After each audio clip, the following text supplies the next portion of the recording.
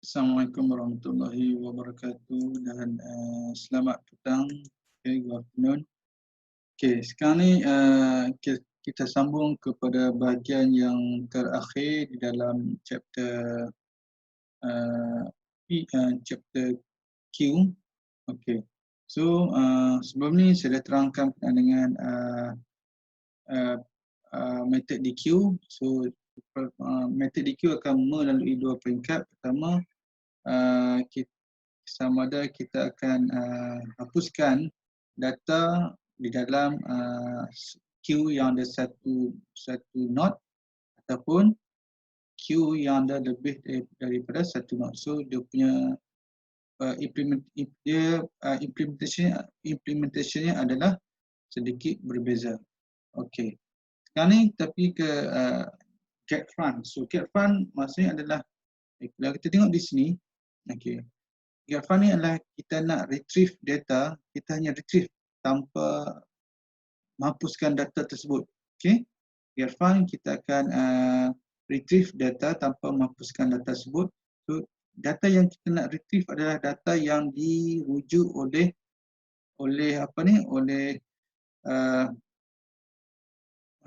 pointer front.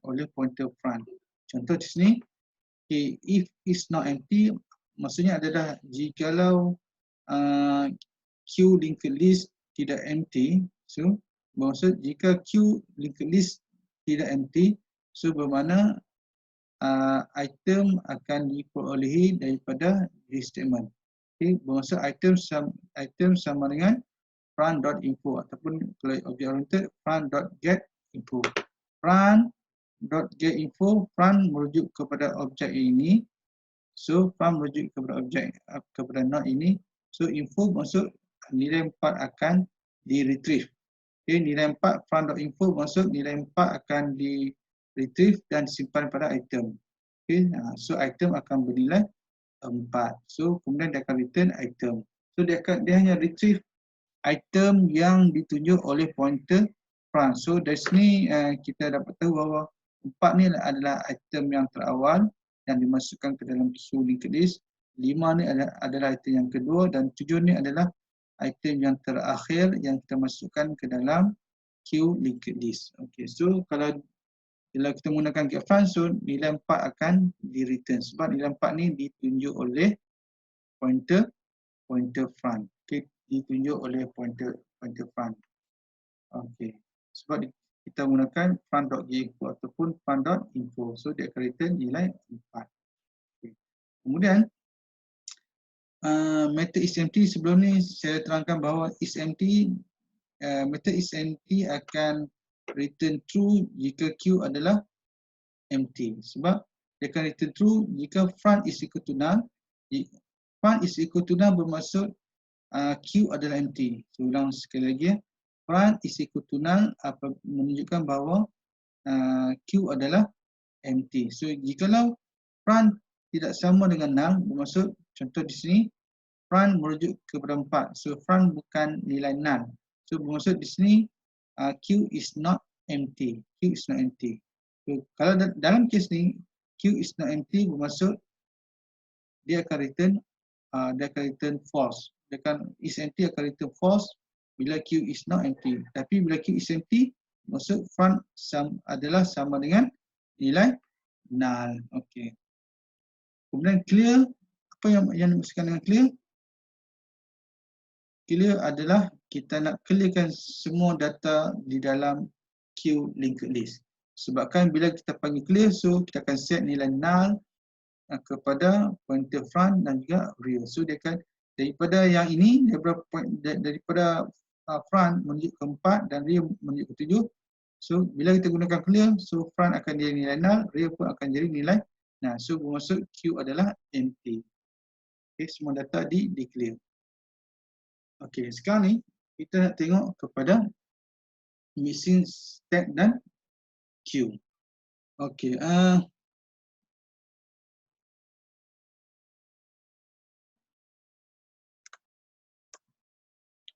okay.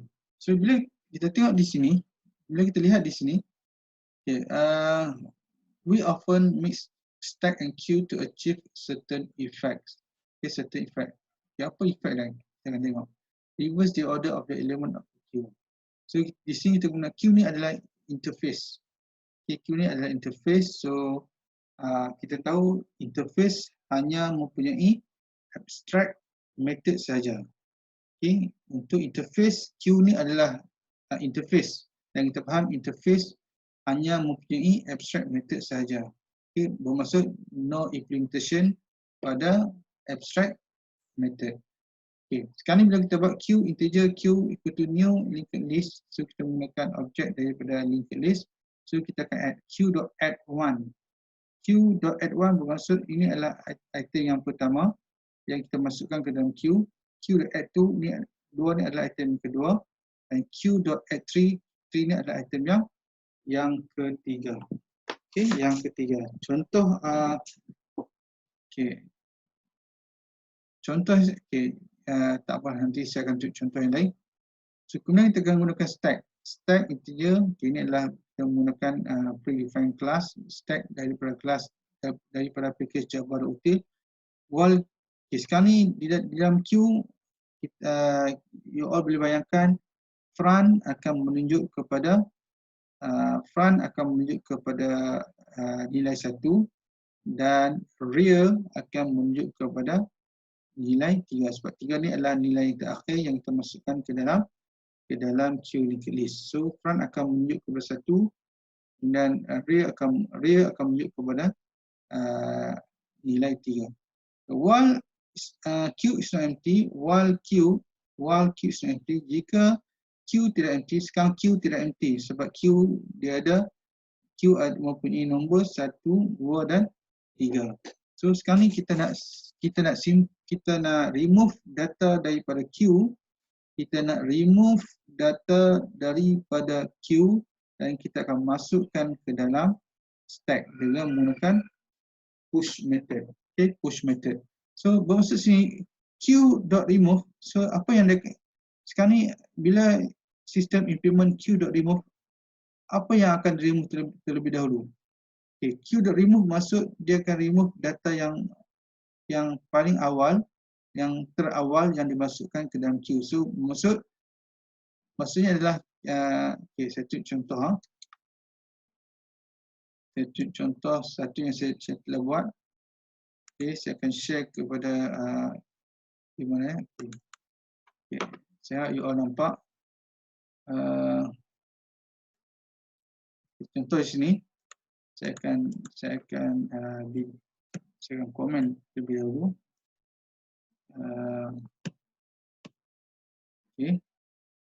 Ini contoh yang saya ambil daripada slide PowerPoint. Okay. Bila kita lihat di sini, mula kita add satu akan ditunjuk oleh front. Kemudian saya add 2. Okay. Bila saya masukkan queue.add1, so maksud front dan pointer front dan pointer rear akan merujuk kepada 1. Kemudian bila saya masuk queue.add2, saya ulang, front and rear akan refer to 1. Okay. Kemudian bila saya add 2, so maksud front akan refer kepada 1 dan rear akan merujuk kepada 2. Kemudian add 3 maksud front akan refer kepada 1, tak berubah sebab berlaku kemasukan data, dan rear akan merujuk kepada 3. Okey. Setelah itu, sekarang kita nak remove. Sekarang kita nak tengok item mana yang akan remove terlebih dahulu. Kalau ikut yang kita telah belajar dalam queue, so maksud nilai yang ditunjuk oleh front akan di-remove terlebih dahulu. Okey. So contohnya dalam queue you all akan nampak seperti berikut. Okey. Ini 1, kemudian 2, kemudian 3.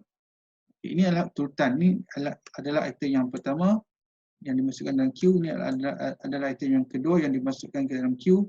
Ini adalah item yang ketiga yang dimasukkan ke dalam queue. So 1 ni akan ditunjuk oleh run, 3 ni akan ditunjuk oleh rear. Okay, rear. So contoh bila saya buat, saya run. Nampak? So bila dia remove, tadi saya telah terangkan kita masukkan 1, kemudian 2, kemudian 3. So 1 ni adalah item yang terawal yang kita masukkan ke dalam queue, dan 3 ni adalah item yang terakhir yang kita masukkan dalam queue linked list. So bila remove kali pertama, dia akan remove 1. So dia akan ikut konsep queue, first come first serve. Okay, first come first serve ataupun first in first out. Itu adalah konsep bagi queue. So 1 akan remove. Kemudian setelah tu bila remove kali kedua, 2 akan remove, dan bila remove kali 3, kemudian bila remove kali 3, 3 akan di remove. Okay, so you all nampak perbezaan ni. Okay, atau saya buat first time. I think it's remove first time. Saya buat. Kemudian saya buat second time. Okay, second time, saya buat second time. Dan sini saya buat third time. So you all akan dapat melihat perbezaan. Okay, ini adalah konsep queue. Okay, konsep queue. Item mana yang dimasukkan terlebih dahulu, item itu yang akan dihapuskan atau akan di remove. Okay, so you boleh tengok. Okay. Kemudian kita tengok di sini. Okay. Sekarang ni saya nak comment, nanti you boleh uncomment balik. Saya comment. Nak tengok apa yang berlaku. Okay, saya tengok. Ini kod yang saya ambil daripada slide. Okay, you boleh tengok. Okay. So saya cuba run. Okay. Sekarang kita akan gunakan stack. Okay, kita akan gunakan stack. Okay, stack kelas. Okay, so contoh di sini kita dah dapat tahu bahawa dalam queue ini adalah item-item yang telah disimpan. Item yang pertama, item yang kedua, itu 2, item yang ketiga, itu 3. So sekarang ni kita nak gunakan while queue is not empty. Sekarang queue tidak empty. Queue masih ada lagi data. Okay, 1, 2, 3. So sekarang dia akan melakukan 2 proses di sini. Okay, apa maksudnya? Queue.remove kali pertama. Queue.remove kali pertama seperti ini, first time. Queue is removed for the first time. So what happen? Nilai 1 akan di-remove daripada queue. Nilai 1 akan di-remove daripada queue, kemudian dimasukkan ke dalam stack sebab digunakan push. s.push. So apa yang dia nak push? Untuk kali pertama dia akan remove item yang pertama dalam queue, iaitu dia akan remove 1. Satu akan dimasukkan ke dalam stack, Okay. Kemudian dia akan check lagi is empty or not, tak empty. So dia akan remove untuk kali kedua. Queue.remove dia akan remove nombor 2 dan dia akan masukkan ke dalam push. Sekarang ni top merujuk kepada 2, bukan lagi 1. Kemudian dia akan setelah itu dia akan check lagi adakah queue ada empty. Jika queue is not empty, so dia akan push lagi. Bila dia push kali ketiga, okay, so 3 akan di remove. 3 akan remove daripada queue dan dimasukkan ke dalam stack dengan menggunakan push. So sekarang ni top akan merujuk kepada 3. So 3 ni adalah item yang terakhir. Okay, item 3 ni adalah item yang terakhir yang dimasukkan ke dalam stack, ataupun 3 ni adalah item the newest item yang kita masukkan ke dalam stack. Okay.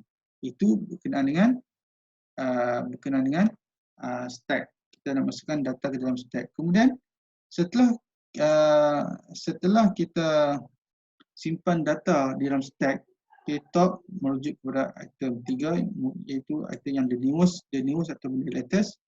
Kemudian sekarang ni kita nak simpan semula ataupun kita nak add semula ke dalam apa ni? Ke dalam queue. Okey, ke dalam queue. Contohnya kita boleh lihat di sini. Okey. Sekarang ni di dalam stack ada 3 item. Okey. Kemudian bila kita akan berulangan, iteration di sini queue.add s.pop.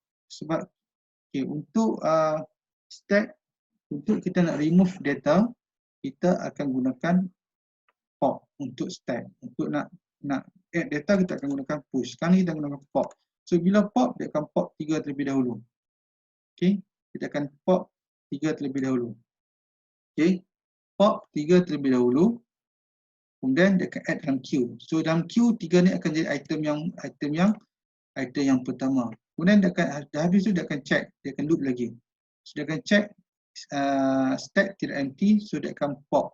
Bila pop, dia akan pop. Tadi dia sistem dah pop trigger. Sekarang ni sistem akan pop nombor 2. So bila 2 telah dipop, 2 telah di remove atau telah dipop, so dia akan di add ke dalam queue. So 2 akan dimasukkan ke dalam queue. Jadi item yang kedua. Kemudian dia akan ulang sekali lagi, dia akan check lagi untuk while statement, while condition. So bila dia check stack belum lagi empty, this true, so dia akan pop sekali. Pop, so dia akan pop 1. Bila dia pop 1, so dia akan add di dalam queue. So di dalam queue, so dia akan add. So dia akan jadi 3, 2 dan 1. So bila you print out queue, so dia akan jadi 3, 2, 1. 3 ni adalah item yang pertama yang dimasukkan dalam queue untuk yang kali kedua. Kemudian 2 ni pun akan jadi item kedua. 1 akan jadi item yang ketiga. Okey. Ini adalah coding yang diambil daripada slide tersebut. Okey. Kemudian you all boleh buat nanti, you all boleh tengok. Okey, kemudian sekarang ni saya akan kembali semula kepada PowerPoint slide. Queue. Okey, so saya dah implement coding ini dalam program yang saya tunjukkan tadi. So cumanya integer di sini dengan di sini you all kena buang. Okey, sebab dia akan jadi duplicate. Okay. So seperti yang saya sebut tadi, in Java, queue is an interface. Okay, descended from collection and iterable. Collection ni adalah interface. Okay, it is implemented by a range of classes including linked list, abstract queue. So linked list ni akan menggunakan implement queue interface. Okay, here is an outline of the Java interface queue. Okay, ini adalah generic. Okay, any kind of data type that you boleh gunakan. Okay, so boolean of kita ada ini adalah abstract method yang terdapat dalam queue interface. Okay, queue interface. So ada offer, remove, hold, pick, element. Okay, a class implementing this interface has to implement class implementing this interface. Mana-mana class, any class that implement this queue interface has to implement this method. Apa this method? Offer, remove, hold, pick, and element. So dia kena re-implement. It would also have to implement the collection method add, iterator, empty, and size.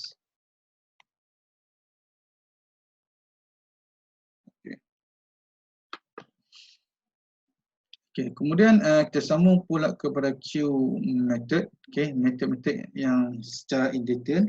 Okay, so